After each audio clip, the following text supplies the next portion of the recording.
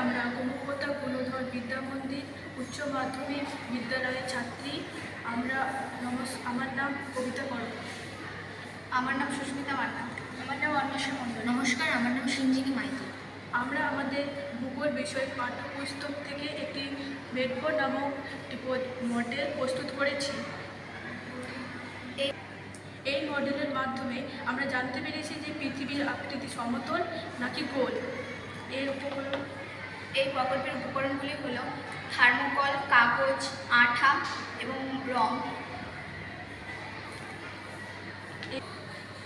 এই মডেলটির বিষয়বস্তুটি হল 1870 খ্রিস্টাব্দে জৈনিক বিজ্ঞানী আলফ্রেড রাসেল ওয়ালেস ইংল্যান্ডের বেডফোর্ড নামক নদীতে একটি পরীক্ষা করেছিলেন। তিনি 3টি নৌকোকে ভাসিয়ে দিয়েছিলেন এবং তার উপর সমান উচ্চতায় একটি করে খুঁটি রেখে দিয়েছিলেন।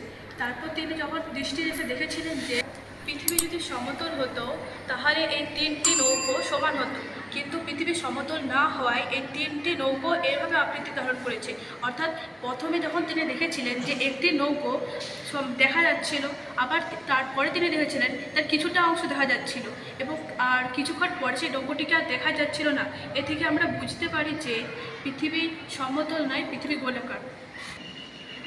অর্থাৎ যদি পৃথিবীর সমতল হতো তাহলে যে নৌকো 3টি রয়েছে তার 3টি খুঁটি সমতল আকার বা সোজাসুজি হতো, কিন্তু যেহেতু পৃথিবী অভিগত গোলক তাই জন্য তার যে মাঝখানের যে নৌকাটি রয়েছে তার খুঁটিটি এই 2টি নৌকার খুঁটির তুলনায় তার মাথাটি উঁচুতে রয়েছে।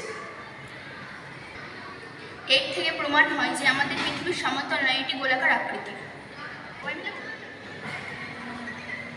এই হচ্ছে আমাদের বেডফোর্ড লেভেল পরীক্ষা